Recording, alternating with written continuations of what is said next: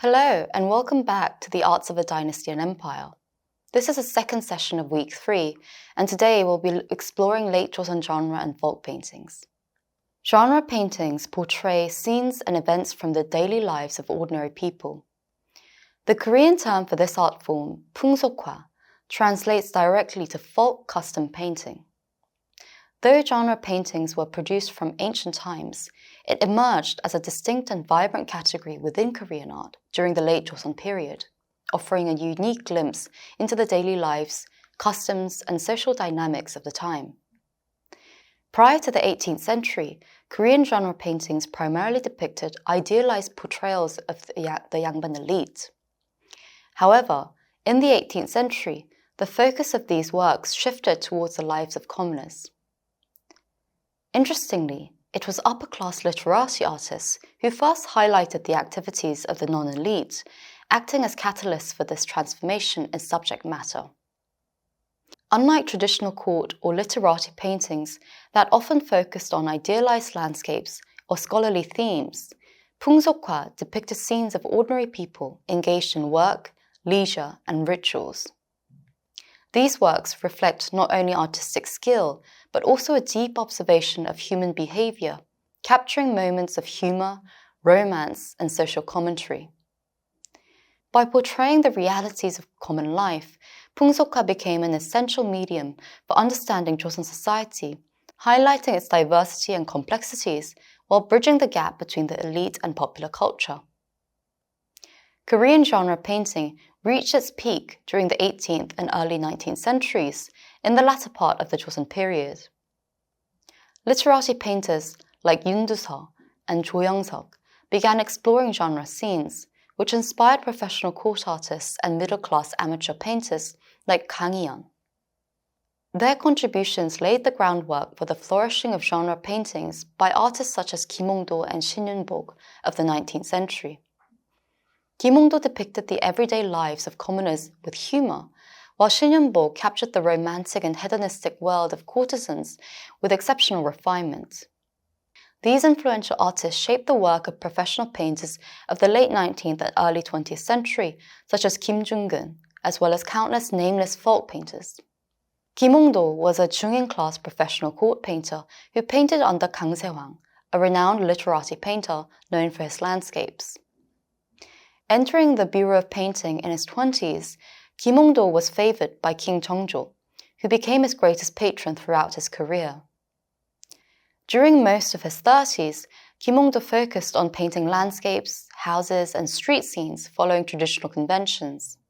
However, later in his career, he developed his own distinctive style of genre painting by removing landscapes and buildings from the background and emphasizing the activities of people. This change was likely driven by the need to produce works quickly and with more impact, adding humor and vitality with less effort, as his paintings were always in high demand. Additionally, the smaller size of album leaves compared to large screen panels made landscape backgrounds impractical. Kim's genre paintings are known for their flawless composition, often using circular or X-shaped arrangements, vivid portrayals of human figures with dynamic expressions, and bold, energetic brushwork. His style influenced contemporaries like Kim Duk-shin and Shin Yun-bok, as well as later folk painters. Shin Yun-bok was also a Jungin-born court painter and son of court painter Shin Han-pyeong. He was deeply influenced by both his father and Kim Hong-do. His calligraphic style and technique in depicting landscape elements such as rocks, the sea, and lotus leaf textures show similarities to Kim's work. However, Shin developed a distinctive style, particularly in genre painting, that set him apart. While he sometimes depicted commoners, his primary focus was on the world of hedonists and courtesans, in contrast to Kim's focus on the daily lives of ordinary people. As a result, Shin's genre scenes often include erotic themes or atmosphere. To effectively portray these romantic and erotic scenes, Shin paid great attention to backgrounds and props, using delicate brushstrokes and vibrant colors. His genre paintings appear refined and sophisticated, with elaborate depictions of household goods, clothing, hairstyles, and the time of day. His compositions often feature figures peeking from the background, a technique of two-directional viewing inspired by Kim Hong-do's balletto. Shin also employed central motifs and movement to draw the viewer's attention, such as Ki-seng dressed in voluptuous hanbok and donning elaborate headwear. Though the faces of the men and women in his paintings lack diversity, and the landscape background is sometimes overemphasized, Shin's genre paintings remain original and extraordinarily refined. They offer a charming and realistic portrayal of late Joseon culture, particularly the life of the affluent, which might have otherwise been forgotten. Shin's genre works are valuable for capturing these scenes, and his courage in painting subjects that might have been seen as immoral or vulgar at the time adds to their importance. His works greatly influenced later painters, and his style was frequently adopted and emulated in folk painting that catered to the masses. The late Joseon period also saw an increase in the demand for minhwa or folk painting, a genre of art primarily created for commoners. While the term folk art is an overgeneralized term that is often used in contrast to elite art, it differentiates itself from the previously mentioned genre painting, or 풍속화, in terms of their themes, context, and patronage. 풍속화 translates to genre painting, or paintings of customs, typically depicting the daily lives, social activities, and behaviors of people, often from a more realistic or naturalistic perspective. These paintings were primarily created by professional court artists or literati painters, often as part of their artistic exploration or commissions. They tended to portray scenes involving both the upper class and commoners.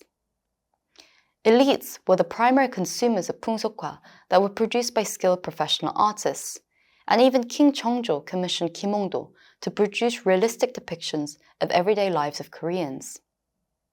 On the other hand, minhwa was generally created by anonymous artisans for the common people, rather than for the elite or intellectual circles.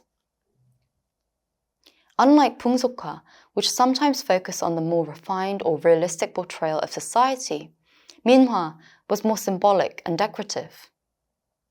Minhwa artists adapted the conventions of large-scale, brightly colored court paintings, scaling them down for domestic use. Minhwa paintings were often infused with folk beliefs and superstitions with the purpose of bringing prosperity, health, and happiness to the household. While many of these folk works followed the traditional themes of court art, some introduced new subjects such as tigers, magpies, and mountain spirits, which were not commonly seen in royal art. These paintings were believed to act as charms, offering protection from evil and bringing good fortune to the household. Common themes included the 10 symbols of longevity, paired birds representing marital love, insects and flowers symbolizing harmony between and yang, and bookshelves symbolizing learning and wisdom. Paintings of tigers and magpies also contain satirical criticism on the stratified Joseon society, in which tigers, generally depicted with a sense of authority, appeared as foolish creatures that were tormented and teased by magpies that represented the common people. Such paintings represented the spirit, lives, and wishes of the Joseon masses. The style of minhwa is typically flatter, colorful, more abstract, and less concerned with accurate representation than 풍속화. It often lacks a nuanced shading or spatial depth seen in court art. Folk paintings are characterized by such simplicity. The artists deliberately avoided elaborate techniques, opting instead to evoke a sense of innocence in the viewer. Moreover, although bright colors had been overshadowed by the more economic and Confucian use of black and white ink in earlier periods, by the 19th century, the tradition of using color began to re-emerge in folk art. The innate sense of color, which has lain dormant in the minds of Koreans, was revived through folk paintings. Unlike genre paintings that gradually lost prominence in the 19th century in the face of the rise of a Southern school style of painting, minhwa continued to be produced throughout the 19th and early 20th century. One of the biggest reasons for this continued popularity was the growing demand for art among the masses. This was a result of the collapse of a social caste system that had been firmly established in Korea dating back to the Three Kingdoms period. In the 19th century, there were numerous uprisings in which commoners attempted to challenge the rigid and inequitable social system. Ultimately, the caste system was completely abolished with the Kabul Reform of 1894. The tradition of folk painting emerged in this historical context, but the consumption of minhwa was not limited to commoners. The scholar gentry class also embraced it, and eventually this style of painting influenced court artists and spread as art for the masses. Images from folk paintings became integrated into the decorative designs of everyday objects, including embroidery, ceramics, furniture, and architecture. One prominent example was a 책거리. The term 책거리 is derived from the Korean words 책 and 거리, which literally mean books and a variety or collection of miscellaneous objects. Thus, 책거리 referred to books and the various objects associated with scholarly pursuits. This type of painting originated from court paintings and was influenced by Western painting techniques that were adopted from China from the 18th century, incorporating shading to create a sense of spatial depth. While still life paintings of books existed in China and the West, 책거리 became a representative type of folk painting in the late Joseon period. 책거리 became popularized among the scholarly elite from the reign of King Jeongjo, maintaining its popularity throughout the early 20th century until the Korean War. In Korea, the tradition of painting books developed into a distinct genre, deeply rooted in the people's profound pursuit of scholarly achievement and intellectual sophistication, and the high esteem Korean leaders and the elite placed on them. Despite their dominance in all levels of society, minhwa was still perceived as vulgar art that stood in comparison to the high art of the yangban class. In the 20th century, minhwa was revisited by Yanagi Muneyoshi, a Japanese art historian who played a key role in bringing global attention to the artistic value of Korean folk paintings during the Japanese occupation. His interest in Korean art began when he received a gift from Takumi Asakawa, an elementary school teacher near Namdaemun Gate in Seoul. The gift was a small moon jar, a white porcelain piece with a chipped edge. This simple jar had a profound impact on the cultural history of Japan. Inspired by its beauty, Yanagi dedicated himself to collecting and studying Korean folk crafts. This led to the birth of a renowned minhwa movement. Yanagi's passion for folk painting sparked a Korean folk painting revival in Japan. The simple two-dimensional compositions of minhwa, reflecting the revival of traditional techniques, have a strong ability to connect with modern sensibilities. Folk paintings transcend limitations of time, space, scale, custom, and social constraints. They bridge the past and present, use space with flexibility, and adjust size and scale as needed. Moreover, they reveal a vibrant and imaginative world, distinct from the solemn and noble dignity of court and literati paintings. Minhwa also showed its resilience as arts of the people throughout the colonial period.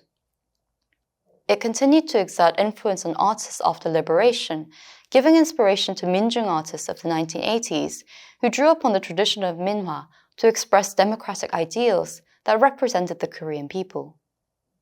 Today, they are being reinterpreted as an innovative and a bottom-up art movement that represents the ideals and aesthetics of the Korean people. In this second session of Week 3, we have addressed the genre paintings and folk paintings of the late Joseon period. In our next session, we'll move on to the trends of ink painting that developed toward the end of the Joseon dynasty.